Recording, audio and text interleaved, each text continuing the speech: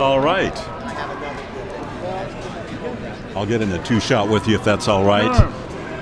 Yaphet Kotto is here with us, and a legendary actor who started his career on Broadway. Is that right? Off-Broadway. Off-Broadway? Off-Broadway. Where was that? What play did you do? The Blood Knot. Coppet? Othello Fugard's Blood Knot. Thank you. He also is Othello Fugard. James And- Earl Jones started it, and I took over for him, and that started me. And you were in The Great White Hope. Again, replacing James Earl. Yeah. How old were you? I'm not telling you that. You were a teenager at that time. Practically, yeah. Yeah. Hell of a start for a hell of a career. Can you give us just a quick rundown of some of the best-known shows? Alien is among them.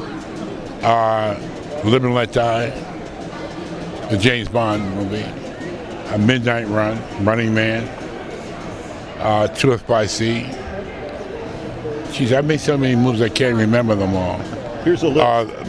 Well, you got the list. You want me to ask? You want me to say it?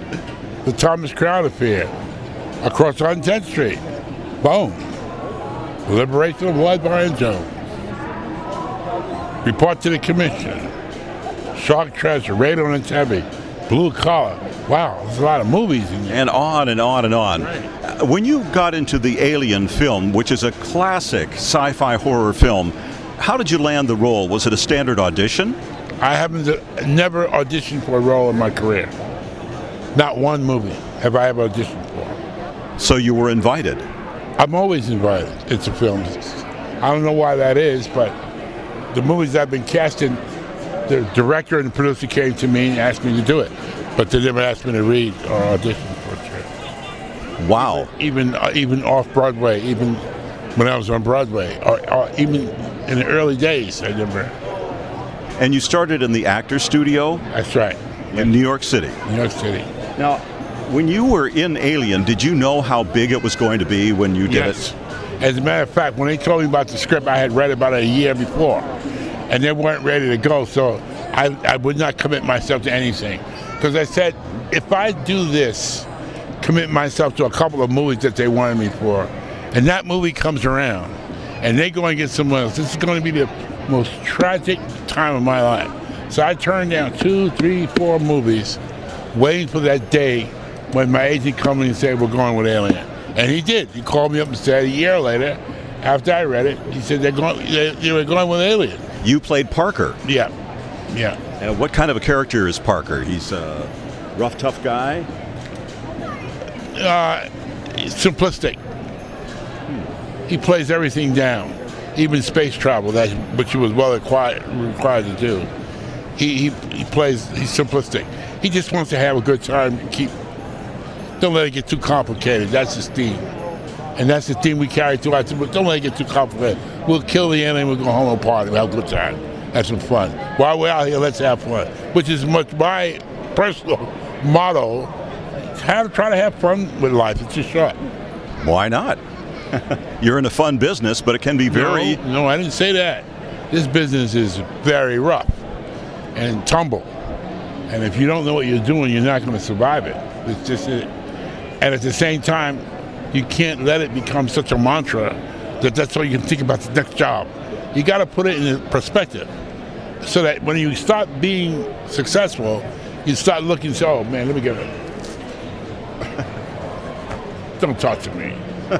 Sunglasses. Cool it. You can't let that happen. And it happens to a lot of people. Did you ever go through a phase like that? Never. Because I'm always aware of the fact that these people can pull the rug out from you at any time. So don't get carried away. Don't get the big house. Don't start thinking things that are not true. Because you can fall. You have to stay low and kind of like move through the night. Did you save your money? That's the point. Especially when people are telling you how wonderful you are. And especially when you get paid big money. It's going to end. It's not going to continue like this. Yeah. So try to stay low. Keep going. An insecure business, you're up one day and out of work the next. Amen.